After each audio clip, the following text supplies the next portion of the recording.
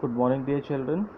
So, in the previous video, we were doing the chapter The Decline of Mughal Empire, and we were discussing about that what are the causes of decline of Mughal Empire.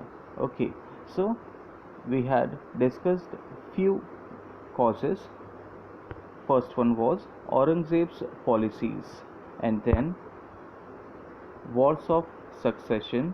Second cause for the decline of Mughal Empire, weak successors, deteriorating nobility, court politics. Okay, up to here we had discussed that these were the causes of the decline of the Mughal Empire. And now we have to continue today from the next cause, that is Jagidari system. Now, Jagidari system. The nobles in the Mughal Empire were provided jagirs for their loyalty and services. A noble who received a jagir from the emperor was called a jagidar and had the right to collect revenue from that land. So what is given? That the nobles in the Mughal Empire were provided jagirs, that the nobles who were there in the Mughal Empire, so they were provided with the jagirs for their loyalty and services. A noble who received a jagir, that is, if any of the noble received a jagir from the emperor, was called a jagidar, and that and had the right to collect revenue from the land, and that jagidar had the right to collect revenue from that land. Okay, understood, children? Once more I will tell that the nobles who were there in the Mughal Empire, so they were provided with the jagirs, and when they were provided for the with the jagirs, that those nobles were provided with the jagirs when they were found very loyal to their services. Okay, and those nobles were called as jagidars, and they were having that right, they were getting that right to collect the revenue from that land. However, by the 18th century, the number of nobles and their expenditure was on a rise. This led to a shortage of jagirs and reduced income from the existing jagirs. Now, what is given? However, by the 18th century, the number of nobles and the expenditure was on a rise. That is, the number of nobles were increased and their expenditure also increased. So this led to a shortage of jagirs, and because of this there was shortage of jagirs there in the Mughal emperors, and reduced income from the existing jagirs, and there was reduction in income also from the existing jagirs. The nobles engaged in intense rivalry among themselves for the possession of profitable jagirs, as there were not enough jagirs for all the nobles. So what happened actually at that time when there was shortage of jagirs, that the nobles who were there, nobles engaged in intense rivalry among themselves. That is, the nobles who were there in the Mughal emperor, so they only became rival of each other, they became opponent of each other, they themselves started fighting with each other for the possession of profitable jagirs, so that they may get jagirs under them. Okay, because all the nobles were there, they wanted to have jagirs. If jagirs will be there, they will get that right of becoming jagidar, they can collect revenue. So they all started fighting with among themselves only, as there were not enough jagirs for all the nobles. So those jagirs who were there, so all the nobles wanted to have those jagirs under them only, so that they can collect more and more money and they can earn. So later, they even appropriated the crown lands as jagirs, leading to loss of royal treasury as well as the power and authority of the emperor, as the nobles become wealthy and dominant. So what happened? That later on, they even appropriated the crown lands as jagirs, leading to loss of royal treasury as well as the power and authority to the emperor, as the nobles become wealthy and dominant. That is finally what happened. So this became one of the cause, that jagidari system became one of the causes of the decline of the Mughal emperor. Okay, next point is agrarian crisis. Okay, what is this agrarian crisis? In the 18th century, With the decline of the Mughal authority and with pressure on Jagirs, agricultural economy began to face a crisis. This led to peasant revolts. Okay, now what happened that in the 18th century, with the decline of the Mughal authority, that is, as there was decline in the Mughal authority and with pressure on Jagirs, and there was much pressure on the Jagirs, agricultural economy began to face a crisis. So this led to peasant revolt, that those farmers who were there, those people who were working on the lands, so they started to revolt. Since the nobles' jagirs were liable to be transferred frequently, they did not find it necessary to follow a long-term policy of agricultural development. That is, these nobles' jagirs who were there, so they were liable to be transferred frequently.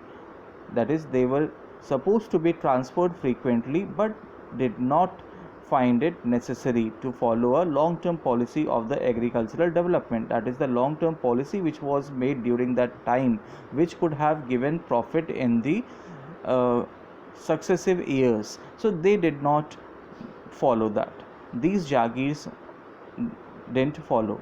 So as the burden on the peasantry increased, that is, so there was ultimate burden on the farmers, people those who were working in the field. So they were often deprived of their very means of survival, and they were often deprived, that is, these peasantry class which was there, so they were deprived, they were suppressed of their very means of survival. So that is, they were having limited income, much pressure was there, they had to pay more. So that was one of the causes for the peasant revolts. As a reaction to this excessive exploitation, the peasants protested against the state by refusing to pay the revenue. So as there was much pressure on them, they had to pay much, so they were having limited income to survive their lives. So they became against the state by refusing the pay of revenue.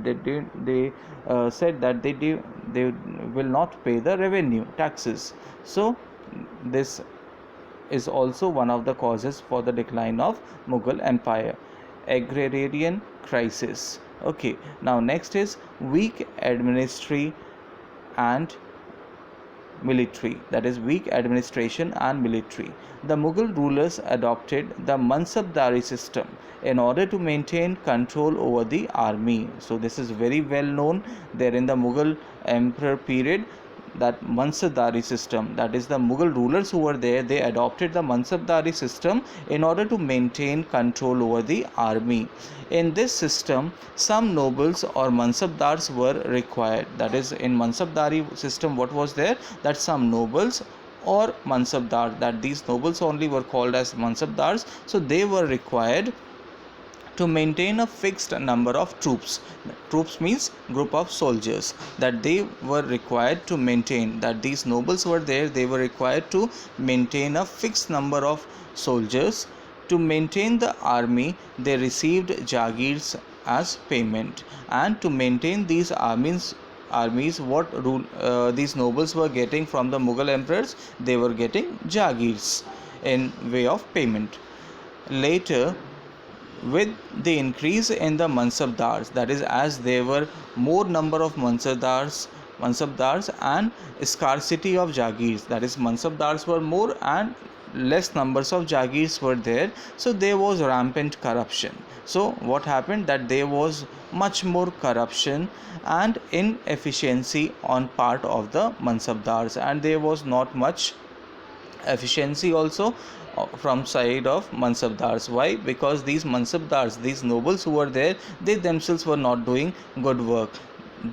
When they used to get these jagirs, so they were making these jagirs only to do the work, and when less numbers of jagirs were there, when they were left with these jagirs, when they were not having jagirs, when they stopped getting jagirs, so there was inefficiency in working system. So they failed to maintain their required troops. Also, soldiers and officers were not paid for months, and the soldiers and officers who were there, so they were also not getting payment for months, for long time. This weakened the military strength of the empire. So this also weakened the military strength of Mughal empire. So the Mughal state did not maintain a naval force. So the Mughal state which was there, they did not maintain a naval force. There was an absence of scientific and technological development in warfare. The techniques and equipments used by Mughal forces were ineffective and obsolete. The later Mughal rulers made so attempt towards modernizing the army. So what was there? So because of the inefficiency and use of the old techniques of equipments there in the war and the naval force, so this also was one of the weakening point of Mughal empire. Okay, so what is there? That weak administration and military. So as there was very weak administration from the Mughal empires and very weak military was there, so that became one of the causes for the decline of the Mughal empire. Now the next cause is economic bankruptcy. So economic impoverishment was a major cause of the decline of the Mughal empire. So day by day what happened, that there was less in the funds in their treasury. There was consistent degrowth of their economic power. So Aurangzeb's expensive Deccan campaign put great strain on the Mughal treasury. That is the Deccan camp which was there of the Aurangzeb. So they put great strain, that is they took much more treasury from the Mughals.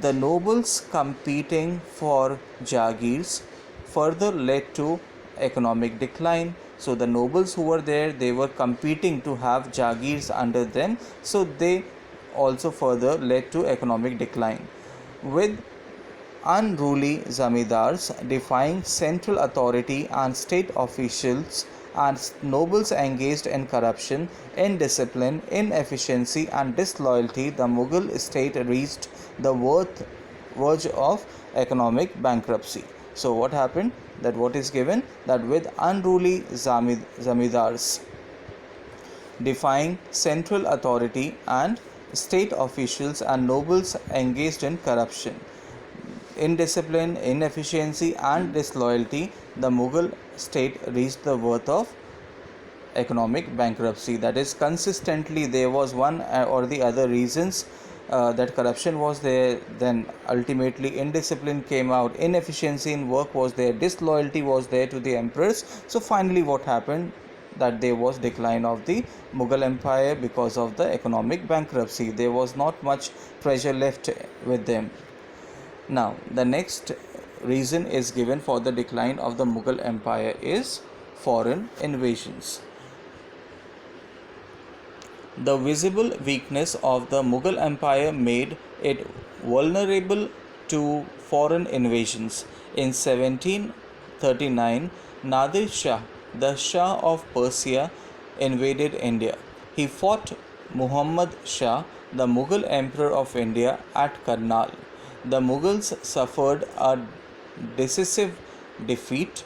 Divided nobles prevented a united Mughal stand until Nadir reached Karnal. Jealousy and rashness led to the Indian defeat, and the emperor was besieged in his entrenched camp. Nadir marched to Delhi and massacred its inhabitants. He plundered Delhi and took with him the famous peacock throne of Shah Jahan and the Kohinoor diamond. The Mughal empire never recovered from this blow.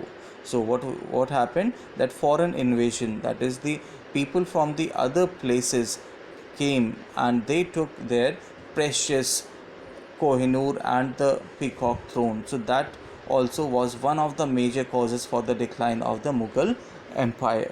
So what happened? The visible weakness of the Mughal empire made it vulnerable to foreign invasion. That is, when all the other kings who were there of the other land, when they saw that there is weakening in the administration and military power of the Mughal empire, so in 1739 what happened? Nadir Shah, the Shah of Persia, invaded India. Then he came to India.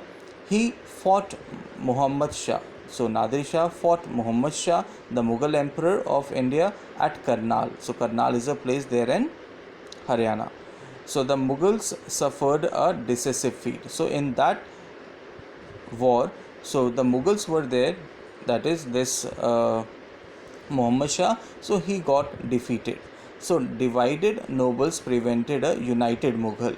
So the divided nobles who were there, so they prevented a united Mughal, that is, they prevented Mughal emperors to unite together, stand until Nadir reached Karnal. Jealousy and rashness led to the Indian defeat, and the jealousy and rashness which was there, so that was the main causes for the Indian defeat, and the emperor was besieged in his entrenched camp. Nadir marched to Delhi and massacred its inhabitants. So Nadir Shah was there, so he went up to Delhi. So Delhi was the main place where these Mughals used to rule over. Okay, so there Nadir reached to Delhi and he massacred its inhabitant. He plundered Delhi, and what he did, that is, he looted Delhi after reaching, and took with him the famous peacock throne of Shah Jahan and Kohinoor diamond. The Mughal Empire never recovered from this loss. Now, after this, the Mughal Empire was again devastated by the repeated invasions of Ahmad Shah Abdali. So the Mughal Empire was again devastated, that once again, that after looting of this Nadir Shah, so the Mughal Empire had to see their devastation by repeated invasion of Ahmad Shah Abdali, one of the Nadir Shah's ablest generals. So one of the generals was there of Nadir Shah, and his name was Ahmad Shah Abdali. So he invaded once again there on the Mughal Empire. Between 1748 to 1767, he plundered North India right down to Delhi. Okay, then the final blow on the Mughal Empire came from its new enemies from the west. Now, that is, people all from all over the country, they were having their eye on these Mughals, that they have weak administration and weak naval forces. So one by one they all made the plan to have their more region and their wealth which was left with them. So the final blow to the Mughal Empire came from its new enemies from the west.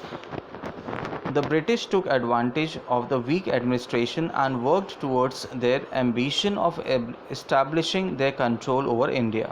So by the time the last Mughal emperor, Bahadur Shah Zafar, came to the throne, much of the power and authority of the ruler was lost. Okay, that is, by the time the last ruler Bahadur Shah Zafar came to throne, that is, he came to the place to rule over, so much of the power which was there of the Mughal Empire and the authority of the ruler was lost, and he acted as a proxy king. So he made a final attempt to confront the British. So he made final attempt to protect Mughal Empire from the British, leading rebels in the revolt of 1857. That is the first war of independence, that is called, but was defeated and later exiled to Rangoon. But he was defeated in that revolt of 1857, and then he was banished to Rangoon in Burma, where he eventually died, and there he died. This event marked in the end of Mughal Empire, and this event, that is, by the death of Bahadur Shah Zafar, when he was exiled to Rangoon and there he got died, so that was the end of the Mughal Empire. After defeating all their rivals, the British managed to establish control over India. So after defeating the Mughal Empire, all their rivals, that is the rivals of the opponent of the Mughal Empire, the British managed to establish control over India, and this is the time when our country was under control of Britishers. The Mughal Empire had held sway over the land for over 3 centuries, gave way to another political power that would usher India into an era of modernity and rule it for the next 200 years. Now think about this, dear children, that the Mughal Empire that held sway over land for over 3 centuries, that is, Mughal Empire was ruling in India for around 3 centuries. So once they were defeated, so who came after them? Britishers came to another political power that would usher India into an era of modernity. That is, when once Mughal Empire was over and our country was in the hands of the other political party, or we can say in the hands of the Britishers, so then began the era of modernity, and rule it for the next 200 years. And then they ruled in a country for 200 years. Okay, so these are the points for the decline. These are the causes for the decline of the Mughal emperor. So what are the points we have discussed in this chapter? That first is foreign invasion. Okay, foreign invasion, that is when people from the other places started coming to our country by looking at the weak administration and military power of Mughal Empire. So that became one of the causes of the decline of the Mughal Empire. So first point, foreign invasion. Second is economic bankruptcy, and then we have weak administration and military.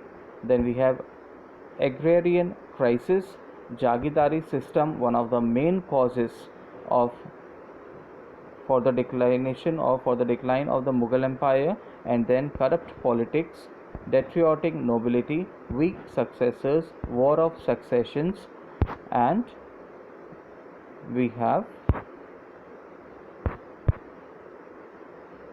Aurangzeb's policy.